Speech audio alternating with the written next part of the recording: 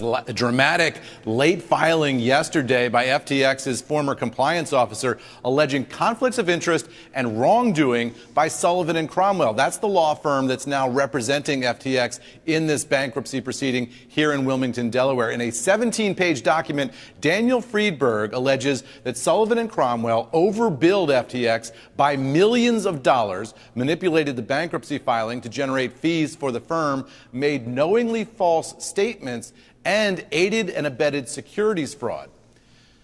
Now, he also alleges that Sullivan and Cromwell installed John Ray as the new CEO of the firm in order to have a supporter who was in charge leading the company. Now, the judge was expected today to rule on whether the firm can proceed as FTX's counsel, but it's not clear whether he's going to be able to do that with these significant allegations that just dropped late yesterday afternoon. FTX's new CEO, John Ray, did support Sullivan and Cromwell in a filing of his own this week, saying the firm has played an integral role in the post-bankruptcy period in helping to recover money for the customers. Now, other filings made this week revealed the pay scale for some of those Sullivan and Cromwell attorneys who are working on this bankruptcy proceeding, showing 4 attorneys are billing more than $1,000 an hour, and 3 attorneys are billing more than $2,000 an hour as this process goes forward. All of this comes after a day in which Ray said he's open to the idea now of reopening the FTX.com crypto exchange, telling the Wall Street Journal that everything is on the table.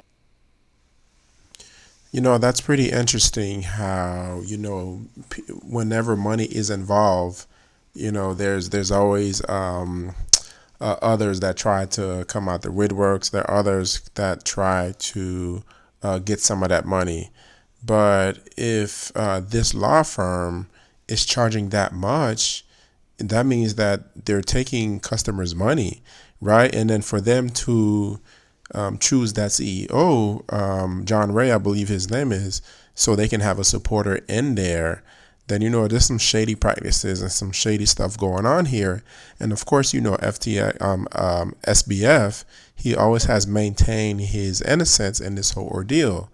But you know what? I hope that this law firm or the judge takes a look at their decision that they made in order to let Sullivan and Cromwell in this case. So I do hope that something is done because, like I said, SBF has always maintained his innocence, and we'll just have to wait and see what's going on with this case. But as it continues to unfold, because of money, people will do whatever they have to do to get their hands on that money.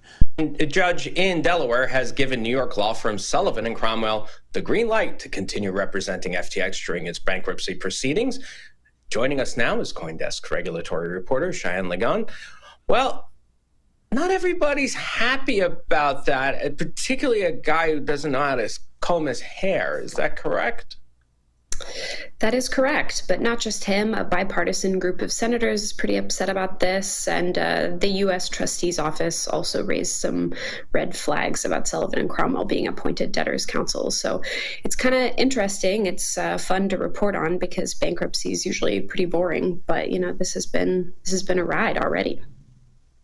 Well, particularly, what are they upset about? I mean, I like getting advice from Sam Bankman-Fried on this is, it's like, gee, the guy who blew up, the whole thing is now telling us what he thinks should be done. But what is everyone else complaining about? Yeah, I mean, first of all, I feel like you can't really take Sam's Substack posts very seriously at this point. He's obviously fighting tooth and nail to make himself look better. But, when we go to like the actual legitimate concerns in this case, there are some, right? I mean, when Sullivan and Cromwell was initially suggested as debtors' counsel, and they've been working as debtors' counsel since the bankruptcy was declared, but they have to get approval from a judge to, officially step in as debtors' counsel. Some concerns were raised surprised that they had not been very forthcoming, I guess you could say, about some of their involvement in FTX, namely that they had already done about $8.5 million worth of work for the company, and that two of their former lawyers, including a former partner at Sullivan and Cromwell, Ryan Miller, who's now FTX's general counsel, were employed at FTX. So there were some concerns about, kind of kickbacks, and basically, if Sullivan and Cromwell's job is to investigate what happened at FTX, how hard are they going to be on themselves? How hard are they going to be on former partners? So, I mean, that was the concern. But ultimately, at the hearing on Friday, the judge just said, look, these are potential conflicts of interest, but this is a huge bankruptcy. You're not going to find a good law firm that's not tied to this case in any way. And that's pretty fair. Interesting. So former FTX CEO Sam Bankman-Fried has weighed in on this too. What is he saying exactly?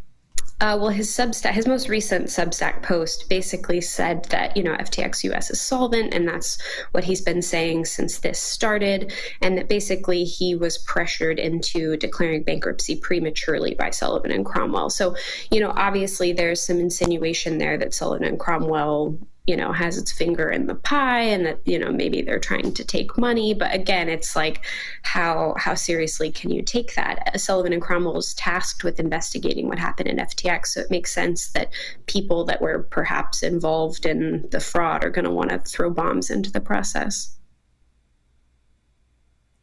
Yeah. Sullivan Cromwell partner James Bromley also attempted to characterize him as having a checkered past. What can you tell us about that? Sure. So that was Daniel Friedberg, who was, I think, FTX's chief compliance officer, chief regulatory officer, either way, titles that don't sound so good in retrospect, not SBF. And that is referring to a poker scandal in 2008, I think. To sum it up, basically there was a huge poker scandal in 2008 that Daniel Friedberg was allegedly involved in and was kind of instrumental in helping kind of clean up.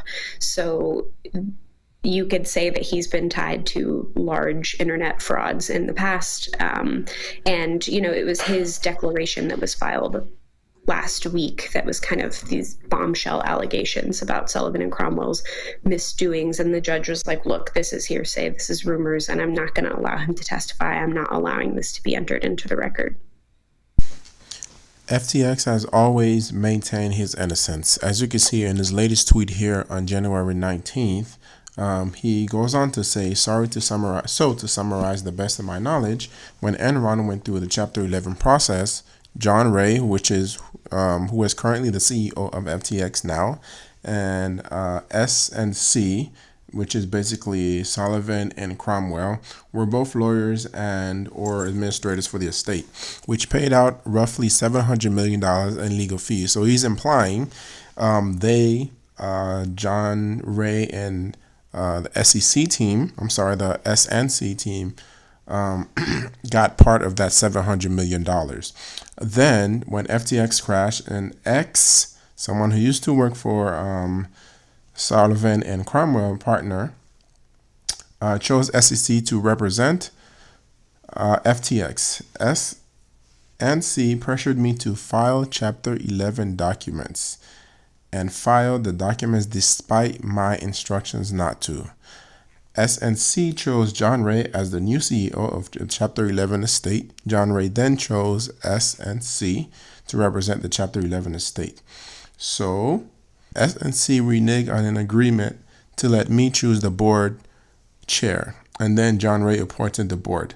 Number 14, I will end with this, with a screenshot of a message Mr. Miller sent to much of FTX leadership at 10:23 November 8. Here it is. I need to wire S&C, Sullivan and Cromwell, $4 million to make sure we're all represented through this, and we preserve any value that is left. Tomorrow from FTX.com cash. Who can do it? I am in charge now. Needless to say, on the bottom here, number B, needless to say, Sullivan and Cromwell had not made sure that we're all represented through this. They have, however, done a good job of making sure they were wired $4 million. As of today, I'm still aware of the billions of dollars of serious offering for financing, including signed LOIs, billions of dollars that could potentially make customers substantially whole. However, I believe that all of those are conditional of FTX being restarted as an exchange. I sincerely hope that all of the global teams working on FTX are seriously considering such a possibility. So he seems like he's not really a bad guy, right? So he was pressured, as he says, to file for bankruptcy, even though he always has maintained his innocence of stealing money.